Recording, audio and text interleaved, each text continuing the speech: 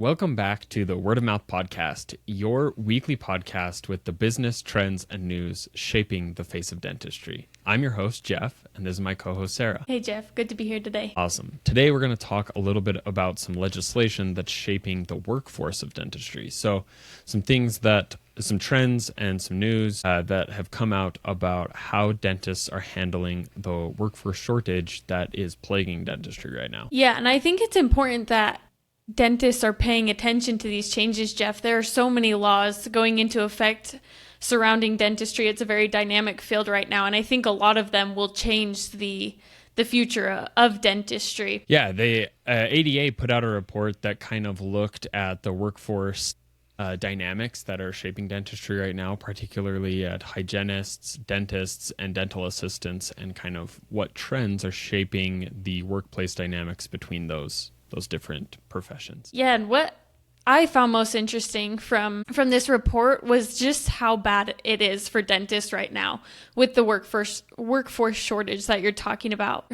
There are 4 out of 10 practices currently looking to hire hygienists or assistants, and 9 out of 10 of these dentists that are in search of hygienists say it's extremely difficult. They're having a really hard time tracking down these employees. Yeah, and I think you couple that with the fact that hygienists' salaries have gone up precipitously over the last 5 years.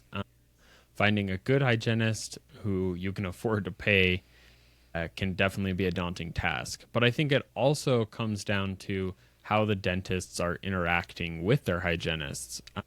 Part of this report, and we'll put this slide up on the screen if you're watching with us on YouTube. If you're an audio listener, we'll have links for all of these things in the description. But this graph shows that the benefits the dentists are providing aren't necessarily meeting the wants or needs of the hygienists that are working for them. And so certainly it's hard to attract and hire and get good talent just because of sheer numbers. But at the same time, you also have to be the kind of practice that attracts and is able to hire good talent because of the workplace environment as well as the benefits that you're providing. And I think that puts dentists in a tough spot. We've talked in past episodes about kind of the financial squeeze that dentists are feeling right now. So in order to maintain these hygienists, and they need to offer these benefits, paid time off, annual raises, stuff like that. I think it does put dentists in kind of an interesting situation because they're already feeling some of that financial burden that comes with the industry right now. Yeah, certainly there's not an easy solution to these problems that are facing. About 64 million Americans live in a dental desert where they don't have access to proper dental care. And like we talked about last week, there are 2 million visits to the ER every year for non-traumatic dental work. And I think a lot of that has to do with the shortages in these rural areas where the only option they have is to go to urgent care and emergency room to get the dental care that they need. Absolutely. I think Indiana's taking a very interesting approach to this issue because I think there are tons of states across the country that face this issue of not having the correct access to dental care. Indiana recently signed a House bill which creates a new pathway for foreign-trained dentists to practice as dental hygienists. Yeah, super interesting way of tackling some of these dental shortages because obviously you hear stories about people who have been surgeons in their home country, they move to the US, they can't practice, and now all of a sudden they're the local garbage man. And so taking advantage of people, not necessarily taking advantage, but utilizing the workforce that exists. So if they've been trained as a dentist in another country, they have a easier route to licensure to become a dental hygienist, which is something that, especially in rural areas, is needed to kind of bridge the dental labor market gap. Sorry.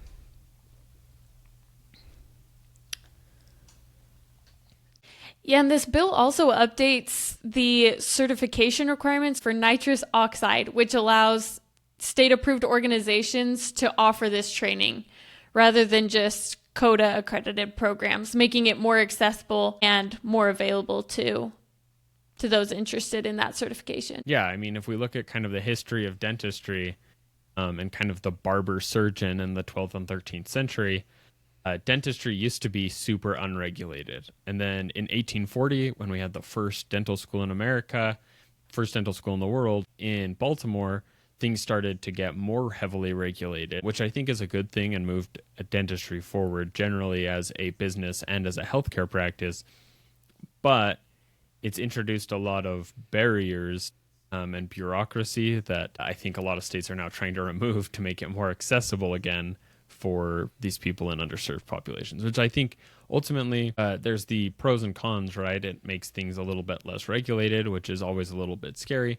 But at the same time, having dental access to dental care may be what is ultimately the solution for some of these people that don't have access to a dentist. I think the ADA in their report said that it would take about 10,000 new dentists in America to overcome the labor shortage and provide adequate dental care to everyone in America. And so that's probably not going to happen fast. And so bridging the gap with some of these other legislative measures seems like a good way to make that progress, and then opens up the door for a lot of people to hire hygienists who may have been dentists in their country of origin. And so anyways, I think that there are some really creative things being done to try and bridge that gap by relaxing some of the regulations in a way that is still safe. Yeah, I think that leads us a little bit into kind of the third part of this bill, which introduces kind of some more flexibility for those who have struggled with licensure exams in the past, right? Those who have tried to take these exams and have failed. I think, like you said, it's maybe kind of a fine line between, being too loosey-goosey and being too strict. But I think some of these things kind of allowing more flexibility, offering more opportunity to enter the field, I think is really great. I think it's awesome that Indiana and other states are taking this initiative to try and solve some of these problems. Yeah, so I mean, we talked about a couple of weeks ago, Utah opening the path for hygienists to operate independently, independent of a overseeing dentist in hospitals and other situations, and that expands for us, particularly access to dental care in rural areas. Just going to see a hygienist. I think a lot of these things, these legislative measures, are focused primarily on preventative care. And Florida is also trying to do something. It passed the House overwhelmingly, but it got stuck in the state Senate. But it's still on the table. It's just been delayed a little bit. And they're trying to establish a new career field, which is a dental therapist. And these dental therapists, they're kind of in between a hygienist and a dentist, so they can perform some of the more basic procedures like fillings and extractions under dental supervision, but they kind of can fill in some of those services that a hygienist can't do, that a dentist can, but kind of takes their time and attention away from some of the bigger cases. Yeah, I think this is a super interesting move by Florida. We just got done spending some time with one of our clients down in Texas, and they have the two practice owner partner dentists, and then they have an associate who does a lot of their more preventative work. And this would be an amazing opportunity for a practice like theirs. They love their associate, and their associate does a lot of surgery now as well, has kind of moved into and become a part of the practice that way. But for a practice like theirs that's looking for a new associate, this dental therapist would be a perfect fit, where the primary dentists, the practice owners, would be able to focus on the procedures that they want to, kind of the higher end procedures.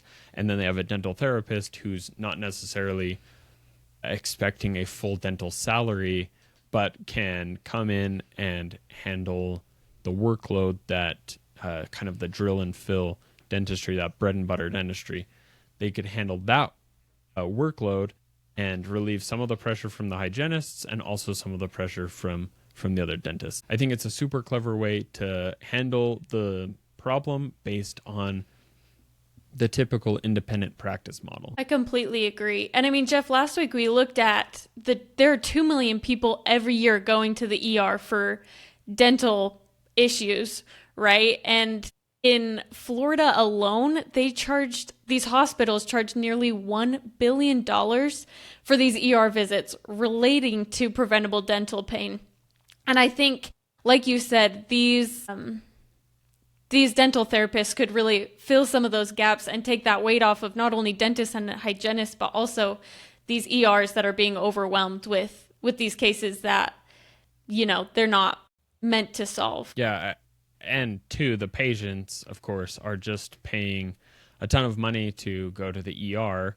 And for them, it might be the only option. But if there is a dentist who is able to, or a dental therapist in this case, who's able to take some of that burden, it not only saves the ERs from having to see all those patients, but it also saves the patients money. So I think it ends up being a win-win-win where everyone's coming out ahead if it works the way that they're trying to set it up. Yeah, absolutely. I think it's awesome that states like Florida and Indiana, although Florida, this didn't go through, I think it's cool that they're trying to solve these issues, that they're noticing the pain points and they're trying to come up with creative solutions. I think that's exactly what dentistry is needing right now. We've talked about dental deserts, right? And I think Florida has a lot of those areas where Floridans just don't have access to the dental care they need, which is why so many are headed to the ER, right? Is because they wait until it's a little too late. They don't have access to this routine care. So I think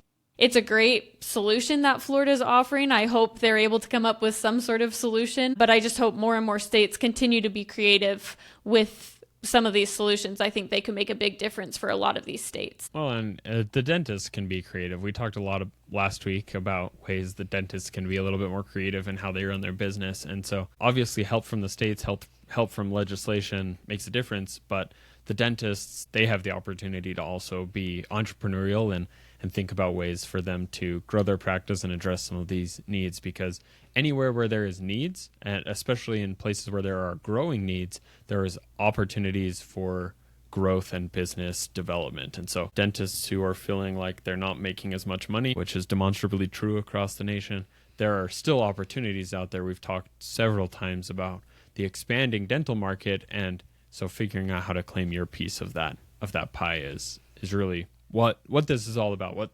Why we're talking about the news, why we're talking about the trends in dentistry, is to help dentists just kind of get the wheels turning, think about ways that they have opportunities to grow their practice. And I mean, speaking of opportunities, the Congress just passed a House bill that extends the Action for Dental Health Act for people to practice dentistry and do mobile dental clinics in underserved populations, and those grants, that money is now available through 2028. And I think this is great. I think we've talked a lot about these dental deserts that are all across the United States. I think these grants can definitely help get some dental care into those areas so that the ERs, the dentists, they're not as overwhelmed. It'll be interesting to see, like you said, Jeff, tons of opportunity.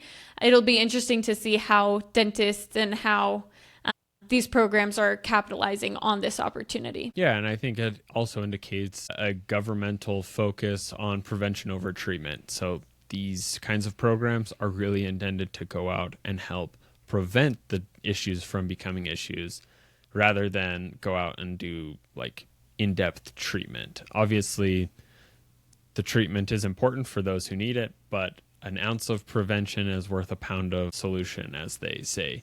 And this is an opportunity for sure for dentists to get involved, kind of get their name out, get some good PR, go out and serve these underserved populations and get the grants for it. But it's also just, again, points out that there are opportunities for dentists across the country to take advantage of places where there is underutilization or an underserved population. And again, anytime there is a gap like that, there's an opportunity. Definitely. This bill also talks about staffing support, which we talked about a little bit earlier in the podcast, but this act specifically targets the recruitment of dental assistants and hygienists. And we know there's a high demand and a short supply for hygienists and dental assistants. So I think that added help will be huge for some of these dentists. I think it's really interesting that the federal government sees such a need for these grants for dentists. I think they can see some of the pain that dentists are feeling, and I think it's great that they're coming in to help. Like you said, prevention over treatment, in the long run, it's going to It's going to save us a lot of money. It's going to save the government a lot of money. So I think it's great that the federal government's willing to step in and help. Of course, there are always pros and cons with this type of thing, but I think there is some opportunity, like you said, for dentists, and I think it's something they should definitely be taking advantage of. Yeah, and I mean, whether or not this is the right solution and for the government to get involved, obviously, like you said, there's always pros and cons, but it does show that this is a national, this is an issue of national importance. We see it across the country. We see it here in the West in Utah. We see it in the Midwest in Indiana. We see it in the South with Florida. This is a issue that is affecting the entire country. And so whether or not this is the right solution is certainly up for debate, but the thing that is not debatable is that it is a priority and a big issue that's affecting people across the country. And so the faster we can get it solved, the better off everyone is. Like you mentioned, that's more work for dentists, which will help bridge that gap. That's better care for patients. It decreases pressure on the emergency room. So however these issues get solved, they solve a myriad of kind of cascading issues. And so it's super important for dentists to understand this because, again, like I've been harping on, where there is a gap, there's an opportunity. And so dentists have an opportunity to take advantage of that and move their practices forward, care for more patients, improve their personal PR, what have you, to grow and continue to future-proof their practice. The more that you are on the cutting edge, the longer runway you have before kind of new trends and technology catches up with you. Sure. And I think a lot of these states are, passing laws that provide more gaps and more opportunities for these dentists, right? So I think it's important that dentists are staying up to date on these legal changes across the United States. I think it's interesting to see some of the trends and some of the directions these states are heading in, even if it's not your state, your home state. I think it still can have an effect on you, and we can see some of those trends nationally. And for sure, the opportunities, if you recognize places, write to your state legislature, there's opportunities for you to help your state adopt some of these innovative practices if they're of interest to you. If you think dental therapists should be a thing, it starts with someone, and that someone can definitely be one of our listeners. And so super excited to kind of see where the future of this all goes. That's a lot of legislative focus for this week, and we're looking forward to next week. We're going to be talking a little bit about some changing trends and some exciting new technology that I think will be a huge thing in dentistry. So make sure you subscribe, click the bell so that you're notified when a new episode comes out. We're also on your favorite podcasting platforms, so Apple, Spotify, Overcast, anywhere where you listen to podcasts, you can find us. Make sure to subscribe, leave a rating, leave a comment. We love to connect with people in the comments, and we'll look forward to seeing you in the next one.